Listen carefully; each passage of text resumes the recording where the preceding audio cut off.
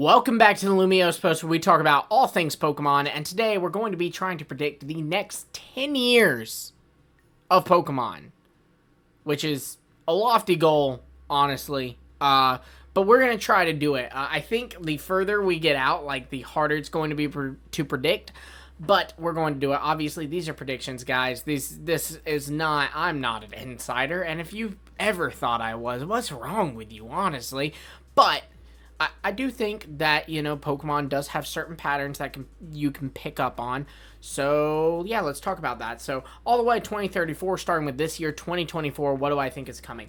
I still think that there is a chance that we get a Pokemon game that's going to come out this year. And I think there's a lot of reasons for why this could be the case. For one, there is the fact that GameFreak is not releasing something this year, but is releasing something in 2025, and I think it'll be early 2025, and I'll get to that in a moment when we get to 2025, but let's run with that for a minute and say, okay, so if Pokemon Legends ZA is coming out in early 2025, why would they not just, because unfortunately, while we don't like this, Game Freak does seemingly have a history with rushing products. Why would they not meet that November deadline? Because the thing about November is an amazing time to put out a video game. It is the prime time for video games because you have, for one, if you're in the US, I don't know if they do Black Friday outside the US, but in the US there is something called Black Friday, and typically Pokemon games have released the week before Black Friday. And Black Friday is when there'll be a lot of deals, right? GameStop might do a, hey, buy 3 Switch games, get a 4th one free, or things like that. And so it incentivizes people to go to these game stores. And you go there and you go, I think my nephew likes Pokemon, and it looks like a new Pokemon game just dropped. Maybe I should pick that up for him. Christmas is right around the corner. And that's another thing, too. Christmas is about to come up. And so, whether you celebrate or not, you gotta admit, Christmas, kind of a big deal. People buy a lot of presents on Christmas. So, naturally, people are going to buy, what's new. And, well, there's a new Pokemon game. Why would I buy Pokemon Sword and Shield? There's a brand new one. There's a chance he doesn't have that one. Let me buy that one for him. Parents, too. I mean, forget about your nephews and nieces. You own kids. Parents are going to buy their kids presents. And if your kid is Pokemon obsessed, well, a new Pokemon game is absolutely amazing to purchase them for Christmas.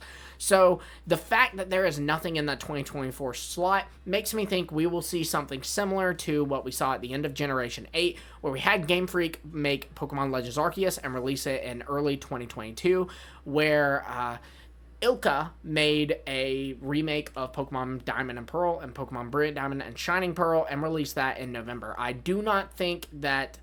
I think there's a chance it's not Ilka. I think there's a chance it is Ilka. I don't know. But I could just see another third party making a remake and putting it out in that time. There were a lot of rumors of a Johto remake. There were a lot of rumors of a Unova remake. I think I would personally lean more Unova on this one. But... regardless, I do think that the fact that there's nothing there makes me think it'll pop up. And you might go, okay, but if there was going to be something, it would have been revealed on Pokemon Day. And that's actually not true. Typically, remakes are not revealed on Pokemon Day. In fact, Brilliant Diamond and Shining Pearl were the only remakes to be revealed on Pokemon Day. Normally, they're revealed in, May or June, even. I think there might even be examples of some in July, but I think most of them are May or June. For Brilliant Diamond and Shining Pearl, that made sense because, for one, it was the 25th anniversary of the Pokemon franchise. So, yeah, let's make this Pokemon Day extra hard by, revealing not 1, but 2 games. That will be insane. And then for 2, also... Pokemon Brilliant Diamond, Shining Pearl, and Legends Arceus were so heavily tied together because they were both Sinnoh, right? So I think by promoting them together like they always did, it kind of made it where both games were fueling the promotion of each other, So I think it was smart to do that. But if these games are not tied to Pokemon Legends ZA, and given that I don't think it's going to be an X and Y remake, I don't think they will be tied to it, it makes sense that they could have their own marketing cycle separate from Legends ZA. So I still think we could see a reveal for a 2024 game in June or May, maybe this month in April. I doubt that, though. I think I'm leaning much more May or June. But yeah, I do really think that could be a possibility. Again, I'd lean black and white. So we're going to lock that in and say 2024, November, a black and white remake, not made by GameFreak. 2025, like I said, I think that Pokemon Legends ZA will release early 2025. My reasons for this is, for one, because I believe Gen 10 will also release in 2025. And for two, just because I don't see why they would reveal Pokemon Legends ZA if it's the November 2025 game. You know what I mean? Because they just stole the 2025 Pokemon Day. That if it was coming out November 2025, it would be revealed on Pokemon Day 2025. Not Pokemon Day 2024. That would just be stupid. So I think it's going to be coming out early in 2025. And then, yes, I do think that Gen 10 will release in Pokemon in November, and will be revealed on Pokemon Day in 2025. The reason I think Gen 10 will release next year is, for one, yeah, of course, there is the traditional pattern of, 3 years and then the next Pokemon game, right? Like the next generation, rather. That makes a lot of sense. I still think they're going to follow through with that. And then also, just because if you look at the current stuff going on with Scarlet and Violet is coming to a close. In fact, they actually, on April 1st, announced the next regulation for VGC for competitive battling in Pokemon Scarlet and Violet, and it's really interesting. The next regulation will allow for one restricted Pokemon to be on your team. This can be, like, this is your box legends, right? Kyogre, Zekrom, Zacian, even Calyrex counts as that as well. So you can do Ice Rider Calyrex or Shadow Rider Calyrex or just Calyrex, but why would you do that? So that's the thing. You see that they're doing this, and they only do this the year before the generation is going to be over. So I just really think it's likely. Also, too, you have to think Pokemon is so much more than just a video game, right? It is a multimedia franchise. It has an anime, it has mangas, it has, of course, merchandise and a trading card game. And all of these things kind of revolve around the games, in the sense that when the games go to the next gen, all of those things will follow suit. The anime can't go to Gen 10 and, have the main character, be it Liko, Ash, or a new one, running around the Gen 10 region before Gen 10 has happened in the games. That's not going to happen. So they kind of wait for the games to do that, but that does mean that there is something riding on the game schedule, right? We need to push new plushes. We need to push new sets of trading cards. We need to push a new anime or a new arc for an anime or whatever. So we have to have the next gen come every certain amount of years, and in this case it looks like it is 3. It does also make sense when you look at the anime. Currently the whole plot of the anime, I guess some slight spoilers if you're watching Horizons, maybe skip a little bit. If you're watching Horizons, skip 15 seconds from when I say now in a moment. That way you can guarantee be past it now. Basically, in Pokemon Horizons, Liko and Roy are trying to collect these different Pokemon. So far, they have Lapras, Arboliva, and something else that I'm blanking on. Galarian Moltres, how could I forget that? And they only have 3 more left, Entei, Kleavor, and Rayquaza. So, it looks like Pokemon Horizons could easily be wrapped up by November of 2025. So again, I would say Pokemon Legends ZA will come out in the early part, like the first 4 months of 2025, and then Pokemon's Gen 10 game will come out in November of 2025. 2026, that's a big year. That is the 30th anniversary of the Pokemon franchise, and I think that in that year they would probably do DLC again. A big DLC, sure. I can't really speculate on what that DLC would look like because I don't even know the region of Gen 10, but honestly, I could see them doing something with Kanto because, again, 30 years, right? But I think that would be a DLC year. The next year, I think, is when we would get our Johto remakes. Because the nice thing is, Johto remakes, it also has a return to Kanto. And I think we would get some kind of Johto-style remake.